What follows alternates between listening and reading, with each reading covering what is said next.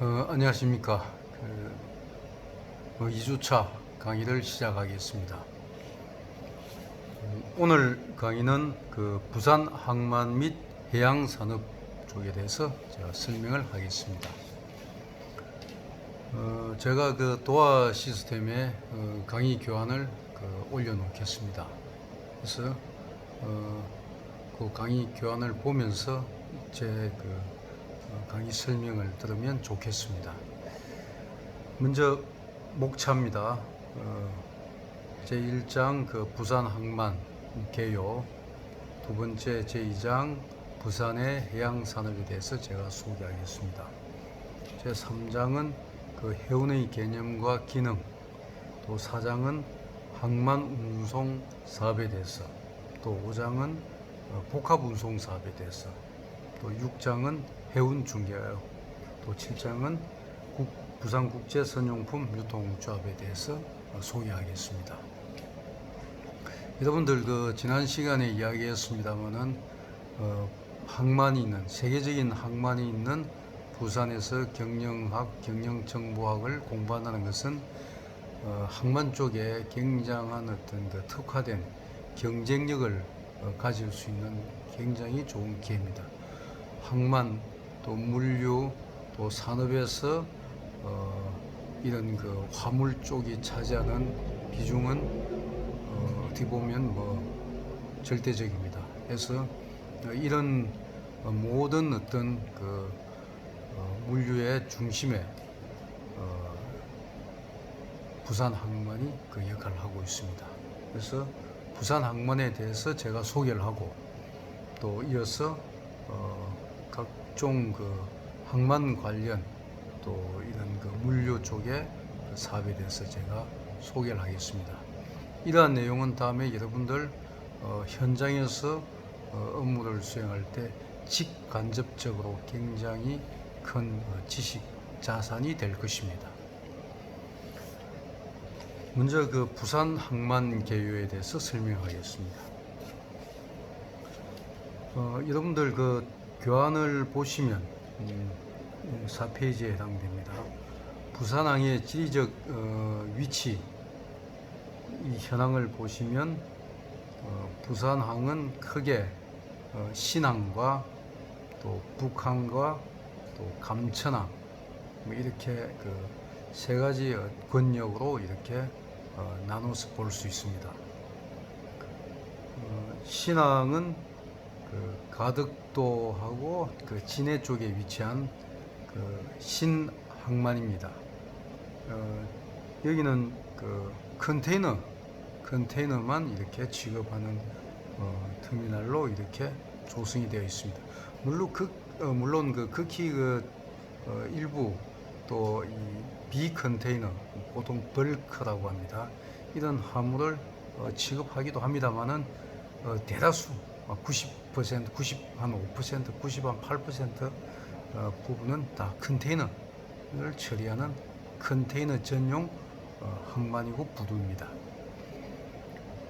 다음에 기회가 있으면 제가 꼭 여러분들 부산 신항만을 한번 이렇게 견학할 수 있는 기회를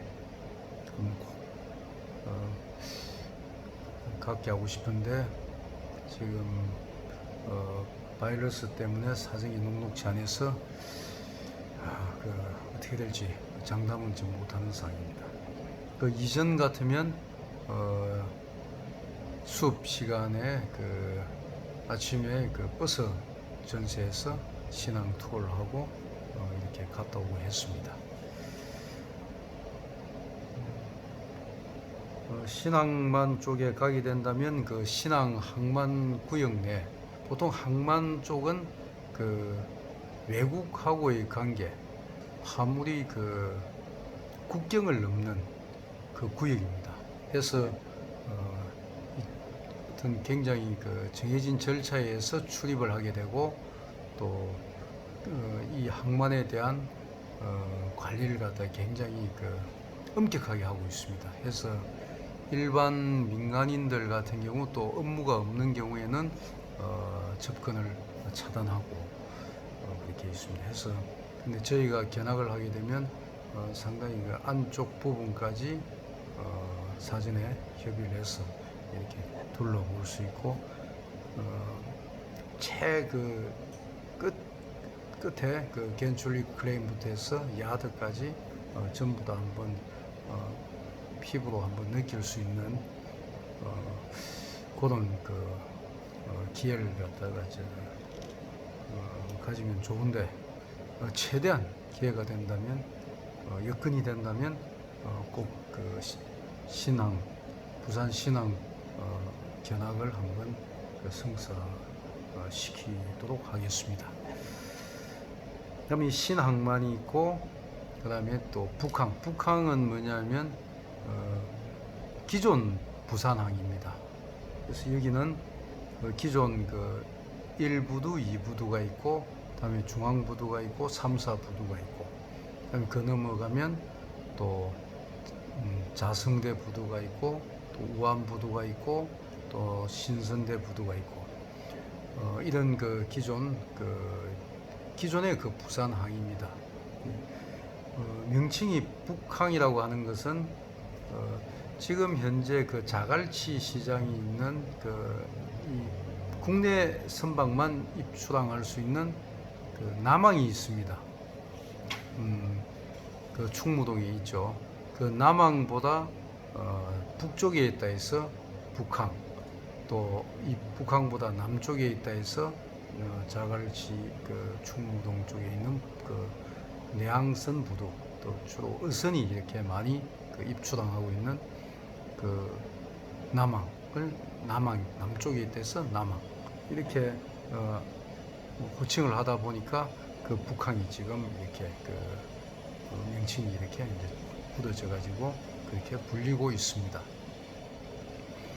북항은 그 지금 현재 기존 1, 2 중앙 3, 4 부두는 그 북항 재개발 사업구역에 1단계 사업구역에 포함이 되어서 지금 현재 항만 기능은 완전히 이제 없어졌고 지금 현재 그 진수 공간 많은 사람이 가서 자유롭게 이렇게 즐기고 그 바다를 느낄 수 있는 그런 진수 공간으로 바꾸는 그 작업을 하고 있습니다.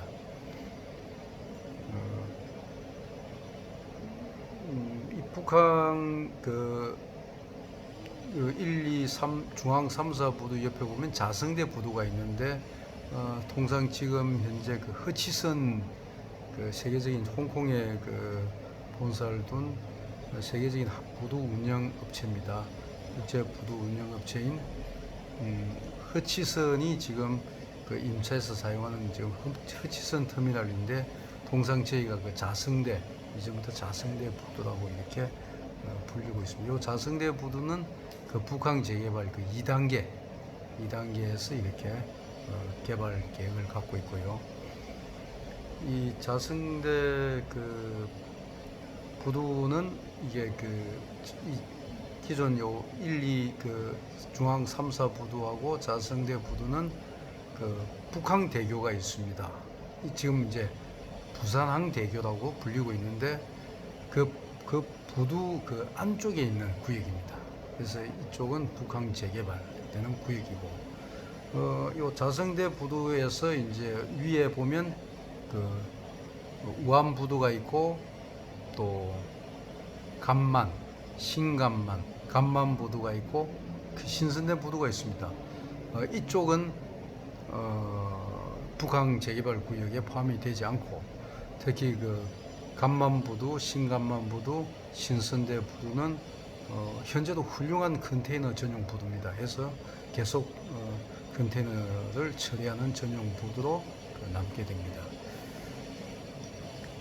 그 다음에 그 또 항만이 보면 또 감천항이라고 있습니다. 밑에 보시면 그 감천항이라고 있죠. 감천항이 보면 굉장히 그 천혜의 항구입니다. 굉장히 그 안쪽이 오목하게 깊게 들어가 있기 때문에 거기에 별도의 그 방파제도 설치할 필요가 없고 상당히 그 많은 선박을 이렇게 붙일 수가 있습니다. 이 바다하고 접하는 면이 많으면 많을수록 거기에 그 이용할 수 있는 그 면적은 커진다고 봐야 되기 때문에 감천항은 굉장히 그 천혜의 항구고 여기는 컨테이너는 그 하나도 이렇게 취급하지 않습니다. 이 컨테이너를 취급하려면 컨테이너를 갖다 이렇게 들고 내리고 하는 그 크레인 시설이 있어야 되는데 감천항에는 컨테이너 크레인 시설이 전혀 없습니다. 여기는 그냥 이동용 기중기 가지고 화물을 갖다가 내리고 올리고 하는 그런 그 상황이고 주로 보면 여기는 그 비컨테이너 보통 벌크라고 합니다. 일반 부피 벌크 부피가 큰 이런 어떤 화물을 이렇게 그 취급을 하고 있는데 주로 보면 그 러시아산 그 수산물 또 그 러시아 쪽에서 주로 오고 하는 그 고철 또 뭐 다양한 형태의 그 뭐 목재라든가 또 철강 제품이라든가 이런 그 화물을 그 취급하고 있습니다. 러시아 선박이 많이 이렇게 그 러시아 어선이죠. 러시아 어선이 많이 이렇게 입항하다 보니까 러시아에 대한 어떤 그런 그 부분이 그 어떤 경제적인 또 문화적인 어떤 부분이 많이 활성화되어 있는 뭐 그런 곳이기도 합니다. 이 부산항은 어떻게 보면 그 동백섬 있죠. 그 지점에서 시작해서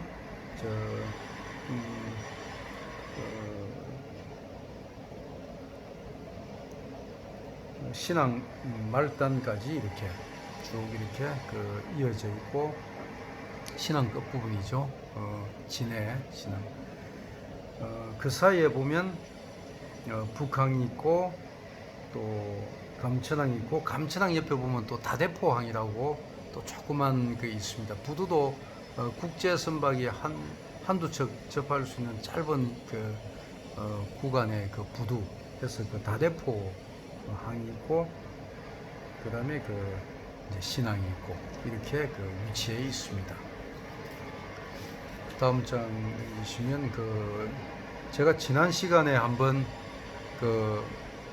항만 기초 이론에 대해서 한번 제가 그 설명을 한 적이 있는데 컨테이너와 이 벌크 화물에 대해서 제가 한번 그때 설명을 했습니다. 컨테이너 용기에 넣었을 때 굉장히 많은 양의 물건을 차곡차곡 통 안에 넣어서 그 통을 또 차곡차곡 쌓을 수 있기 때문에 일시에 굉장히 많은 화물을 실을 수가 있습니다. 그런 편리성 때문에 컨테이너는 굉장히 이게 이제 일반화되고 이게 어떤 중심이 됐습니다. 그래서 이런 컨테이너고 기존 컨테이너 오기 전부터 쭉 나왔던 화물 일반 화물이 보통 벌크 화물이라고 이렇게 호칭을 합니다. 항만 투입 변수는 그 선석수, 선박이 닿을 수 있는 자리, 선석수가 굉장히 중요하고 다음에 수심이 중요합니다. 그래서 수심은 보통 대형 선박이 대형 컨테이너 선박이 이렇게 입항하기 위해서는 수심이 보통 13m 정도, 10m는 넘어야 됩니다. 보통 한 13m까지 이렇게 확보하면 굉장히 양호하다고 이렇게 평가를 받을 수 있습니다. 이 수심의 어떤 그 밑에 보면 바다 밑도 보면 진흙이 또 쌓이기도 하고 또 그게 장애물이 있기도 하고 뭐 이런저런 어떤 사정에서 계속 바다의 어떤 깊이가 이렇게 또 이게 쌓이면서 얕아질 수가 있기 때문에 항만 당국에서는 매년 준설 계획을 세워서 준설 작업을 하고 있습니다. 수심을 확보하기 위해서 바다 밑을 파내는 흙을 퍼내는 작업을 보통 준설이라고 합니다. 그래서 이런 준설을 해서 이런 준설토 이 땅을 흙을 또 새로 조성하는 이런 부두 쪽에 메우는데 보통 흙을 쌓고 흙을 또 메우는 곳에 또 이렇게 쓰지 않습니까? 그래서 준설토 투기장이라고 또 있습니다. 그래서 바다를 매립하고 난 다음에 물 빼고 거기는 또 흙을 채워야 되지 않습니까? 그 흙 채우는 데는 또 바다 밑을 판 이 중설돌 또 파가지고 운반해서 그쪽에 채우는 그런 작업을 하고 있습니다. 그 다음에 그 클레인 수라고 제가 한번 지난 시간에 이야기했을 겁니다. 이 클레인은 굉장히 중요합니다. 그래서 선박에 있는 화물을 육지까지 운반하는 그 수단, 그 장비입니다. 그래서 선박이 그 선석에 닿았을 때 제일 먼저 사용하는 클레인이 겐출리 클레인이라고 합니다.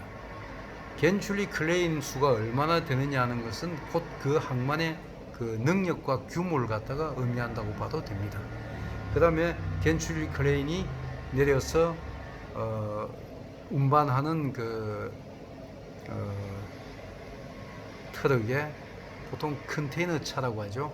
컨테이너 그 차량에 실으면 그 차가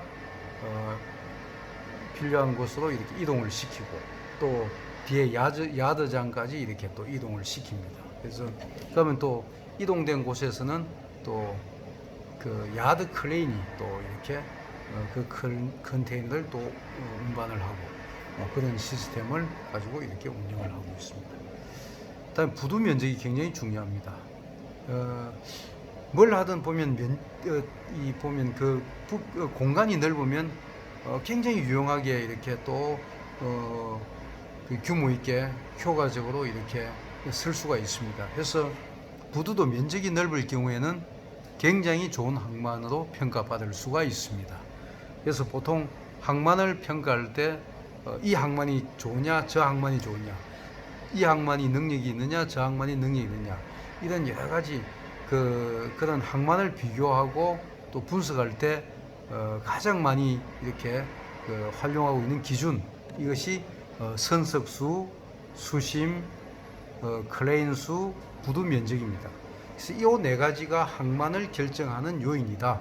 그래서 이거하고 항만하고 연결해서 생각을 하면 항만을 좀 더 쉽게 이렇게 이해할 수가 있습니다. 여러분들 공항은 어떤 곳입니까? 공항은 사람이 중요한 VIP 또 일반 국민들 또 사업하는 비즈니스맨들 많은 사람이 이렇게 이동하기 위해서 이용하는 시설입니다. 거기에는 보면 항공기가 중요하고 그 다음에 그 항공기를 갖다가 이렇게 지원하는 여러 가지 브릿지라든가 그런 주기장이라든가 항공기를 이렇게 주차시키는 걸 주기장이라고 합니다. 그래서 주기장이라든가 주기장을 얼마 정도 확보하고 있느냐, 그 활주로를 갖다가 얼마나 이렇게 확보하고 있어서 동시에 많은 비행기를 수용할 수 있느냐 없느냐. 참고삼아 인천공항은 활주로가 5개입니다. 5개고 김해공항은 활주로가 2개입니다. 2개인데 인천공항은 동시에 5개 활주로를 다 이용할 수가 있습니다. 5개 활주로를 동시에 다 이렇게 사용할 수 있는 구조인데 반해서 김해공항은 활주로가 2개입니다만 하나는 국토부에서 이렇게 만든 비교적 조금 이렇게 넓은 거고, 또 하나는 이제 공군에서 이렇게 만든 활주로가 2개 있는데, 이 활주로하고 활주로 사이가 간격이 좁아 가지고 이 활주로 2군데 동시에 이렇게 사용을 못 합니다. 그래서 그게 그만큼 그거는 왜 그러냐면, 처음부터 영종도, 인천공항은 영종도에 굉장히 넓은 땅을 매립하면서 확보한 상태에서 공항을 건설하다 보니까 그런 좋은 여건의 활주로 5개를 구축할 수 있었고, 김해공항은 사실은 군사공항이었습니다. 공군에서 사용하는 군사공항인데 민간 쪽에서 어떻게 보면 새 들어가듯이 그냥 일부 사용을 하고 활주로 하나 다시 닦다 보니까 충분한 그 공간 이걸 부지가 여건이 되지 않다 보니까 그런 그 좋은 어떤 여건의 할주로 이걸 확보하지 못한 겁니다. 그래서 그러면 이걸로 해서 사실은 공항의 능력과 수준과 여러 가지 어떤 안전도하고 이런 효율성 이런 걸 평가할 수 있습니다. 그래서 공항은 중요한 것이 활주로가 있어야 되고, 그 다음에 그 비행기 그 달 수 있는 주기장이 있어야 되고, 또 거기에 대한 각종 브릿지라든가, 다음에 또 이제 그 입출국 수속할 수 있는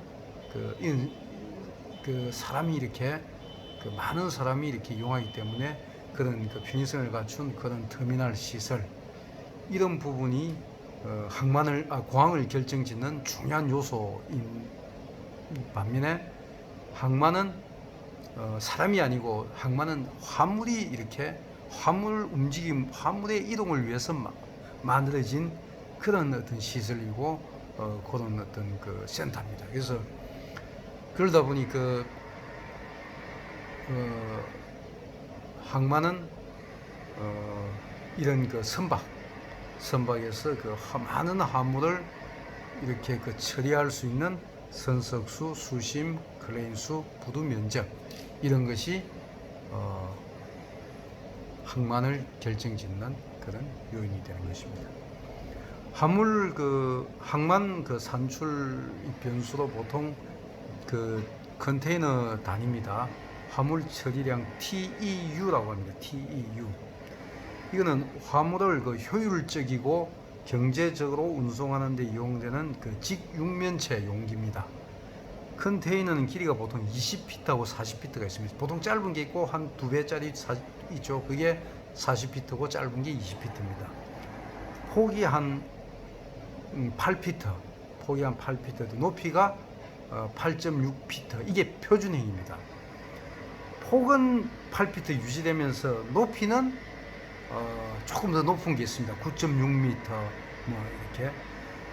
이거는 왜냐하면 높은 어떤 그 용기 안에 넣을 수 있는 화물, 좀 더 많은 화물을 수용하기 위해서 높이를 좀 높인 컨테이너가 있습니다. 그런 경우는 또 그 컨테이너 선에 적지 않은데 큰 문제는 없습니다. 그런데 통상 그 길이하고 폭은 유지가 돼야 됩니다. 길이하고 폭은 유지가 되고, 높이는 어떻게 보면 선박 내에서 뭐 5단 쌓을 곳에 한 4단 정도 쌓으면서 비슷하게 다 맞출 수 있는 그런 구조로 이렇게 운용될 수 있기 때문에 높이는 조금씩 이렇게 융통성을 발휘할 수 있습니다. 20피트 컨테이너 한 개에 해당하는 그 단위인 TEU는 20푸트 이퀴벌런트 유니츠라고 이렇게 하는데, 그 항만의 물동량과 컨테이너 선박의 그 적재 능력을 표시하는 이 단위로 이용되고 있습니다. 부산항은 2018년에 컨테이너 물동량 2천만 TEU를 돌파했습니다. 2천만 TEU만 해도 지구 3바퀴입니다. 근데 작년도에는 2190만, 하여튼 요보다 좀 더 또 한 100몇십만 개 더 이렇게 처리를 했습니다. 엄청난 양의 컨테이너를 부산항, 우리나라 전체가 아니고 이 부산항에서 부산항만 가지고 이렇게 하고 있습니다. 사실 지금 이런 컨테이너를 갖다가 이렇게 운영하고 있는 광양이라든가 인천, 또 울산도 있습니다만은, 또 군데군데 중소항만이 있습니다만은 부산항에 비하면 굉장히 미미하다고 볼 수 있습니다. 부산항의 발전 과정에 대해서 소개하겠습니다. 1876년에 부산항이 개항이 되었습니다. 그리고 1906년 또 1945년 이 사이에 북항, 기존 시작된 부두입니다. 북항의 1, 2, 3, 4 중앙부두 이렇게 개발됐습니다. 위치는 제일 자갈치 시장 있는 쪽에서부터 쭉 밑으로 해운대 쪽으로 이렇게 방향을 잡았을 때 제일 위가 1부두, 그 다음에 2부두, 그 다음에 그 중앙부두가 있고, 그 다음에 3부두, 4부두 이렇게 개발됐고, 이 부두에서 보면 굉장히 여건이 협소하고 그 좀 열악한 면이 많았습니다만은 저희 근대화 과정 개발 그 과정에서 굉장히 중요하고 알찬 역할을 기존 요 북항에서 해왔습니다. 굉장히 의미 있는 부두였고, 지금은 이제 그 보통 이런 부두가 그 국경 개념이 있다 보니까 그 일반인의 어떤 그 접근이 쉽지 않아서 이런 점에 대해서 굉장히 안타깝게 그 생각한 정부에서 이제 그